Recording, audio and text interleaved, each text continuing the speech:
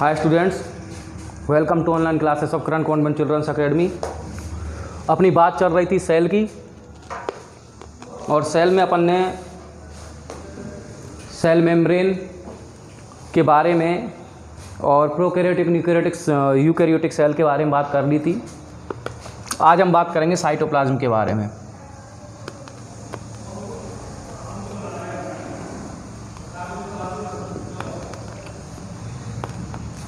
Cytoplasm क्या है?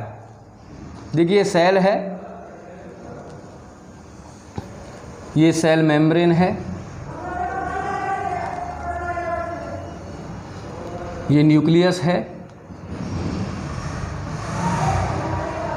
Nuclear membrane,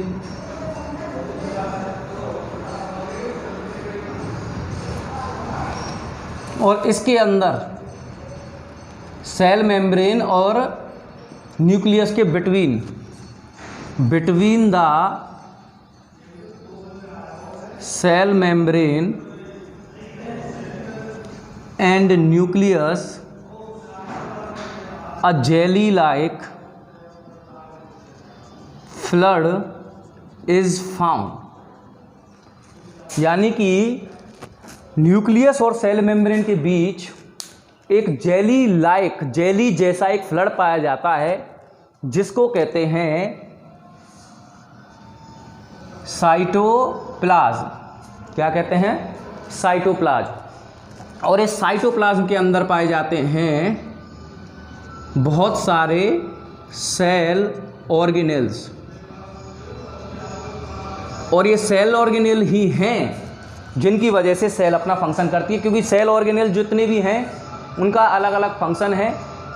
और सेल के द्वारा जो मेटाबॉलिज्म, कैटाबॉलिज्म और जो प्रोटीन सिंथेसिस जो भी काम किए जाते हैं वो इन सेल ऑर्गेनेल्स के द्वारा ही किए जाते हैं। ठीक है? क्या होता है कि सेल ऑर्गेनेल के चारों तरफ साइटोप्लाज्म, अलग अलग सेल ऑर्गेनिज्म के ऑर्गेनेल्स जो हैं उनके चारों तरफ अलग अलग साइटोप्लाज्म पाया जाता है, और इस प्रोसेस को कहते हैं कंपार्टमेंटलाइजेशन।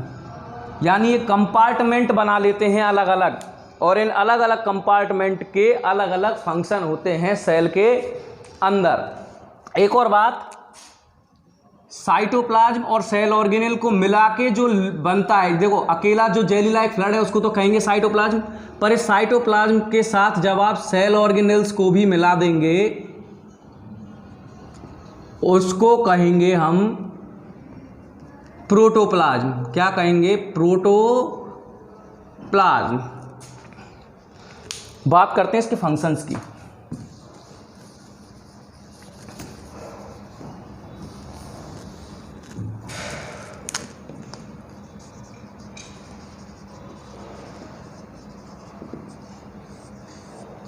फंक्शन में अगर मैं बात करूं तो इनका मेन फंक्शन होता है, सेल के ऑर्गेनेल जो हैं वो काम करते हैं, फंक्शन करते हैं, और उस फंक्शन को करने के लिए उनको चाहिए raw material.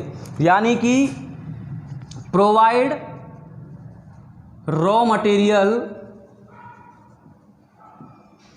To the cell. Cell के लिए रॉ मटेरियल प्रोवाइड करने का काम कौन करता है? साइटोप्लाज्म। दूसरा अगर मैं बात करूं, एक्सचेंज ऑफ मटेरियल,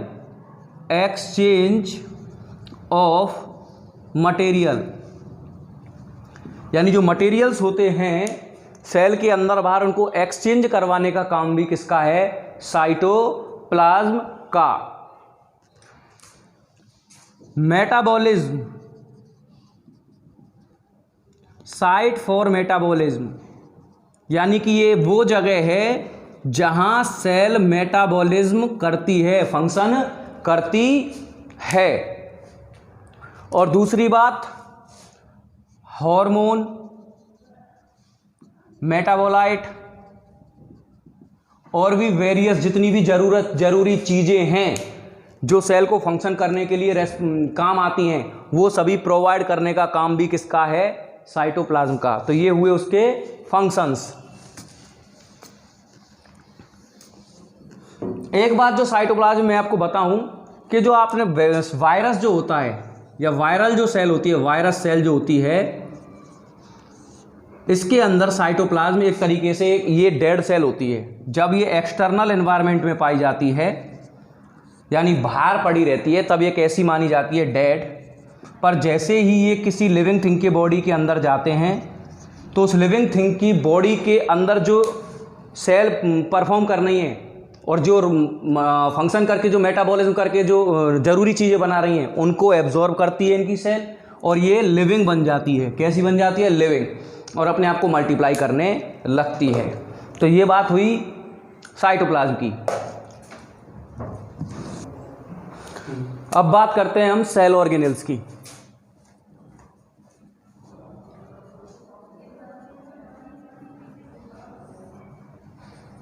देखिए सेल ऑर्गेनेल्स क्या हैं।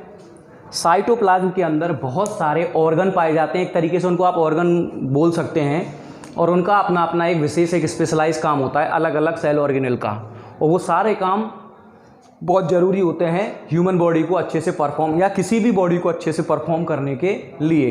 तो ये जो सेल ऑर्गेनेल होते हैं सेल के अंदर, ये साइटोप्लाज्मिक कंपार्टमेंटलाइजेशन, क्या अभी मैंने बताया था, कंपार्टमेंटलाइजेशन की प्रोसेस के द्वारा एक दूसरे से अलग अलग होते हैं और ये अपने अपने अलग अलग कंपार्टमेंट में पाए जाते हैं। कौन सी प्रोसेस, कंपार्टमेंटलाइजेशन। और ये जो कंपार्टमेंटलाइजेशन है ये खाली यूकैरियोटिक सेल में होती है। किसमें, यूकैरियोटिक, चाहे वो सिंगल सेल हो चाहे वो डबल सेल हो, दोनों के अंदर कंपार्टमेंटलाइजेशन की प्रोसेस होती है। और ये एक डिफरेंस भी है यूकैरियोटिक और प्रोकैरियोट में, कि आप कह सकते हैं यूकैरियोट में जो सेल ऑर्गेनेल है वो कंपार्टमेंटलाइजेशन के द्वारा अलग अलग रहते हैं, जबकि प्रोकैरियोट में ऐसा नहीं होता है। और ये जो सेल ऑर्गेनेल हैं अपने अपने विशेष काम के लिए रेस्पॉन्सिबल होते हैं, इनका अपना अपना खुद का एक काम होता है। कोई प्रोटीन सिंथेसिस का काम करता है, कोई लिपिड सिंथेसिस का काम करता है, कोई मेटाबॉलिज्म का काम करता है, कोई एनर्जी को स्टोर करने का काम करता है। तो ये सारी बातें मैं आपको एक एक सेल ऑर्गेनेल के जब पढ़ाऊंगा तब आपको क्लियर करूंगा। तो कौन कौन से सेल ऑर्गेनेल है, बहुत सारे, जैसे एंडोप्लाज्मिक रेटिकुलम, ER, क्या है इसकी full form, endoplasmic reticulum. Mitochondria, ribosome, Golgi body, plastids and many more. और भी कई सारे जो सेल ऑर्गेनेल हैं वो सेल के अंदर पाए जाते हैं और अपना अपना एक विशेष काम परफॉर्म करते हैं। अगर मैं बात करूं कि भैया सेल ऑर्गेनेल्स और ऑर्गन में क्या डिफरेंस है, ऑर्गन और सेल ऑर्गेनेल, इनमें क्या डिफरेंस है। तो पहला अगर बात करें तो दे आर, ऑर्गन की अगर बात करें, they are found in only in multicellular organism. Organ जो हैं ये खाली मल्टी सेलुलर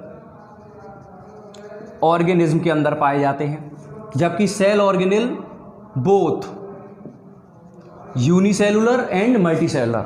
यानी कि जो ऑर्गन है, जैसे हमारी बॉडी में हैंड, हार्ट, हैंड, फिंगर्स, ये सब ऑर्गन जो हैं ये मल्टी सेलुलर ऑर्गेनिज्म पाए जाते हैं, और यूनिसेलुलर और मल्टी सेलुलर दोनों में पाए जाते हैं सेल ऑर्गेनेल। उनकी सेल के अंदर सेल ऑर्गेनेल दोनों ही सेल के अंदर पाए जाएंगे, चाहे वो यूनिसेलुलर ऑर्गेनिज्म की बॉडी हो चाहे वो मल्टी सेलुलर ऑर्गेनिज्म की बॉडी हो।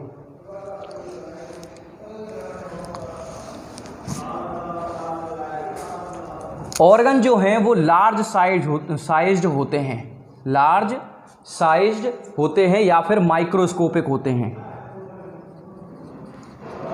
और अगर यही बात करूं मैं सेल ऑर्गेनेल्स की, तो ये माइक्रोस्कोपिक, इवन सब माइक्रोस्कोपिक, यानी इतने छोटे होते हैं कि कई इनको देखने के लिए विशेष प्रकार के स्पेशलाइज्ड माइक्रोस्कोप की जरूरत पड़ती है, जिनको इलेक्ट्रॉन माइक्रोस्कोप कहते हैं। एक और बात, ये एक्सटर्नल भी हो सकते हैं और इंटरनल। जैसे हमारी बॉडी है, ये बाहर की जितनी भी आपको ऑर्गन दिख रहे हैं ये तो एक्सटर्नल हो गए, और हमारी बॉडी के अंदर लंग्स हैं, किडनी हैं, हार्ट हैं, ब्रेन है, ये इंटरनल हो गए। जबकि सेल के अंदर ही पाए जाएंगे सेल ऑर्गेनल्स, यानी ये हमेशा कैसे होंगे, इंटरनल होंगे। समझ में आई आपको बात? ठीक है। ये जो ऑर्गन है ये हमेशा या तो सेल के बने होंगे या टिश्यू के बने होंगे। सेल या टिश्यू के ही बने होते हैं ऑर्गन। जैसे हमारा हार्ट है, मसल्स का बना होता है, टिश्यू का बना होता है। हमारी बॉडी में जितने भी ऑर्गन है वो सेल्स के ही बने होते हैं। जबकि सेल ऑर्गेनल्स माइक्रो मॉलिक्यूल्स के बने होते हैं। किसके बने होते हैं? माइक्रो मॉलिक्यूल्स के बने होते हैं, बहुत ज़्यादा छोटे होते हैं। और अगर बात करें लास्ट, तो ये जो ऑर्गन हैं ये कोऑर्डिनेट हो जाते होकर, कोऑर्डिनेट यानी आपस में जुड़कर क्या बनाते हैं, ऑर्गन सिस्टम बनाते हैं। क्या बनाते हैं? ऑर्गन सिस्टम बनाते हैं। जबकि ये सभी जुड़कर क्या बनाएंगे, एक सेल बनाएंगे। तो ये था ऑर्गन और सेल ऑर्गेनल्स में डिफरेंस कि भैया ये मल्टी सेलुलर हैं, ये यूनिसेलुलर मल्टीसेलुलर दोनों जीवों में पाए जाते हैं। ये मल्टी सेलुलर में ये लार्ज साइज होते हैं या फिर माइक्रोस्कोपिक भी हो सकते हैं। ये माइक्रोस्कोपिक और सब माइक्रोस्कोपिक होते हैं। ये एक्सटर्नल हो सकते हैं, इंटरनल हो सकते हैं, और ये इंटरनल ही होते हैं। ये मिलकर ये सेल से बने होते हैं या टिश्यू से बने होते हैं, और ये माइक्रो मॉलिक्यूल से मिलकर बने होते हैं। और ये ऑर्गन सब मिलकर एक ऑर्गन सिस्टम तैयार करते हैं, जबकि ये सब मिलकर एक सेल तैयार करते हैं। तो ये बात हुई हमारी सेल ऑर्गेनल्स की। अब सेल ऑर्गेनल्स में जो हमारा नेक्स्ट टॉपिक रहेगा वो है ER, यानी एंडोप्लाज्मिक रेटिकुलम। यानी कि आपके कल से, यानी कल संडे, परसों से आपका सेल ऑर्गेनल्स स्टार्ट हो जाएंगे। इसमें हम फर्स्ट जो पढ़ेंगे उसका नाम है endoplasmic reticulum. Thank you very much.